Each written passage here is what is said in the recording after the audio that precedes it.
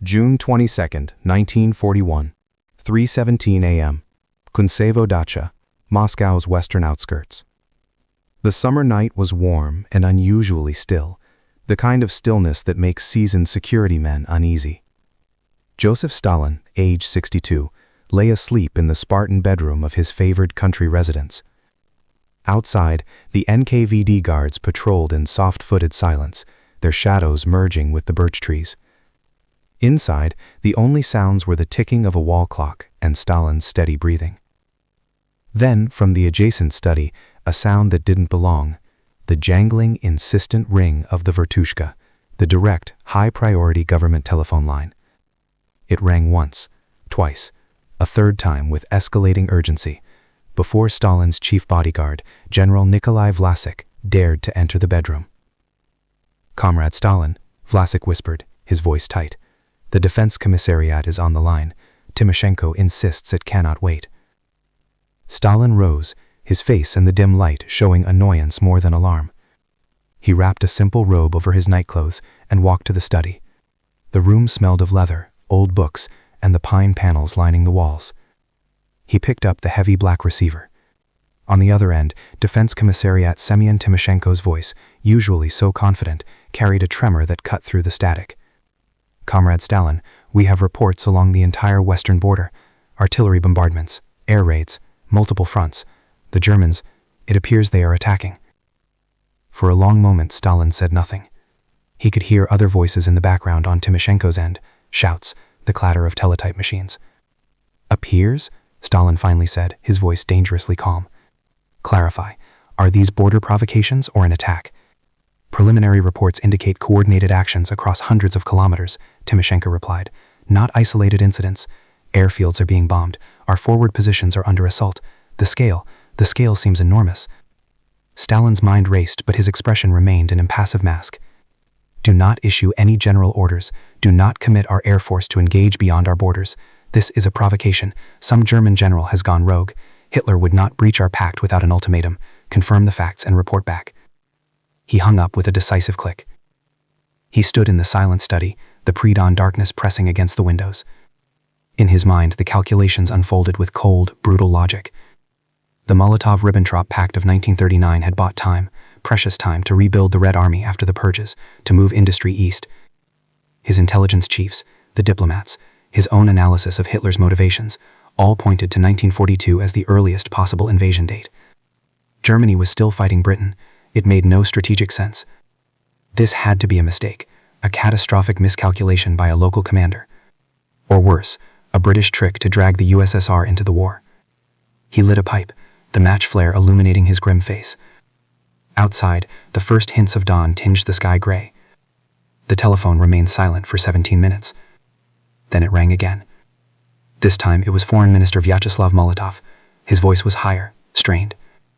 "Joseph Vissarionovich, the German ambassador, Count von der Schulenburg, requests an immediate meeting at the Foreign Commissariat. He says it is of the utmost urgency." A meeting? At this hour? Stalin felt the first cold trickle of doubt in his stomach. A rogue general doesn't send his ambassador. "Receive him," Stalin ordered. "Listen, report every word to me." He put down the receiver and paced the length of the study. His pipe had gone out. Through the window he could see the silhouettes of his guards, now more numerous, moving with new purpose. A staff car arrived, disgorging aides with leather document cases. The dacha was waking into a nightmare. In Moscow, at the Italianate building on Spiridonovka Street that housed the People's Commissariat for Foreign Affairs, a scene of surreal diplomatic theater was unfolding.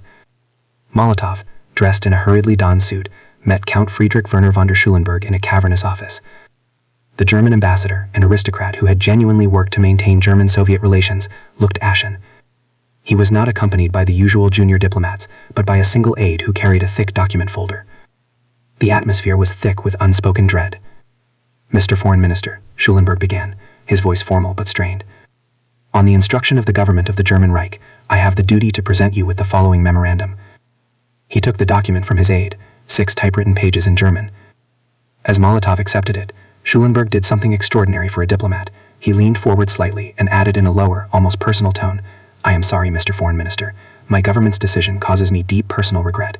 I tried to prevent this." Molotov scanned the first lines. The language was dry, legalistic. A litany of grievances: Soviet hostility, violations of spheres of influence, military preparations against Germany. It was a declaration of war disguised as a diplomatic note. The final sentence made the blood drain from Molotov's face. The German government therefore considers itself from this moment onward in a state of war with the Soviet Union. He looked up at Schulenburg, his famous stammer momentarily overriding his shock. Why? What have we done to deserve this? Back at Kuncevo, Stalin received the news not by phone but in person. Molotov had driven straight from the meeting. He entered the study, holding the 6-page telegram, the paper trembling faintly in his hand. He didn't need to speak. Stalin saw the truth in his foreign minister's eyes, the shattered certainty, the dawning horror. Stalin took the pages. He moved to his desk under the pool of light from a green-shaded lamp and began to read. The words blurred and sharpened in turns. The concentration of all available Russian forces on a long front, serious endangerment of the Reich, the British-Soviet cooperation, aimed exclusively against Germany. Each accusation was a nail in the coffin of his strategy. But it was the clinical, premeditated tone that was the true betrayal. This was no spontaneous reaction. This was the culmination of months, perhaps years of planning that had occurred while German and Soviet diplomats toasted their friendship, while trains loaded with Soviet grain and oil rolled west to fuel the German war machine, while Stalin himself had dismissed dozens of warnings from his own intelligence services as British disinformation. He read to the end. Then he read the final paragraph again. His face, illuminated by the desk lamp, lost all color. The pipe lay forgotten on a glass ashtray. For nearly a full minute, the only sound was the rustle of the telegram as his hands began to shake. The greatest strategic misjudgment of his life, and potentially the death sentence for his nation, was contained in these 6 pages.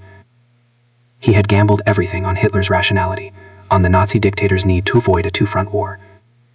And he had lost. Stalin placed the telegram carefully on his desk, aligning its edges with the wood grain. He did not rage. He did not curse. The volcanic temper his inner circle feared was absent, replaced by something far more alarming, a profound, frozen silence. He looked past Molotov, out the window where the sun was now rising on the first day of a war he had insisted was impossible. "Leave me," he said, his voice flat and hollow. Molotov hesitated, 1,000 urgent questions about orders, about mobilization, about a response to the German aggression dying on his lips. The state needed its Vosgd leader. But the look in Stalin's eyes permitted no discussion. Molotov retreated, closing the heavy oak door softly behind him.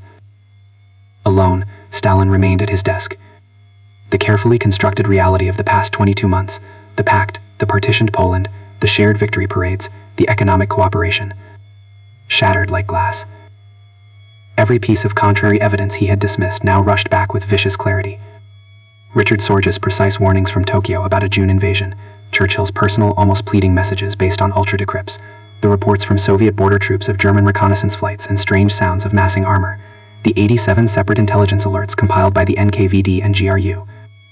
He had called them all provocations, lies, attempts to drag the USSR into the imperialist war. He had even authorized the execution of some who insisted too vehemently. He had been the architect of his own catastrophe. The telephone began to ring again, different lines, different voices. Marshal Georgy Zhukov, chief of the general staff, reporting chaos at the front. Lavrenti Beria, head of the NKVD, with fragmentary, horrifying updates. Aides with pleas for authorization to fight back. Stalin gave no orders. He instructed Vlasic to tell all caller he was unavailable. The machinery of the Soviet state, designed for totalitarian control, now trembled on the edge of paralysis because the man at its center had gone into shock. In Moscow, panic began to spread through the upper echelons. At the Defense Commissariat on Frunze Street, maps were rapidly covered in red arrows showing German advances dozens of kilometers deep. Reports told of entire air regiments destroyed on the ground, their planes lined up neatly as peacetime regulations, wings aflame. At the Kremlin, Politburo members gathered without their leader, their whispers echoing in marble corridors. Where is he? What are his orders? Has he gone to the Kremlin? No one knew. The unthinkable was happening. Stalin had disappeared at the moment he was most needed. At Kuncevo, Stalin retreated from the study to a small adjacent sitting room. He sat in an armchair, staring at nothing. Servants brought tea. It grew cold. His personal secretary, Alexander Poskorbachev, a man privy to every state secret, stood helplessly in the doorway. The man who decided the fates of millions now seemed incapable of deciding anything. The confidence, the ruthless certainty that had carried him through purges and collectivizations, had evaporated. In its place was the terrifying realization that he had fundamentally misread his adversary. Hitler was not a rational actor playing the long game of geopolitics. He was an apocalyptic gambler, and Stalin had just been outgambled. The cost would be measured in Russian blood. The hours bled into days. Stalin remained at Kuncevo, a spectral presence in his own dacha. He ate little, spoke less. Official documents piled up unread. The war, now officially designated the Great Patriotic War by a shell-shocked government trying to rally the people, raged without its supreme commander. The German Blitzkrieg, Operation Barbarossa, unfolded with terrifying efficiency. Army Group North drove toward Leningrad. Army Group Center encircled entire Soviet armies at Minsk, capturing hundreds of thousands. Army Group South pushed into Ukraine. The news that filtered into the isolated dacha was a relentless torrent of disaster. Inside the Politburo, a quiet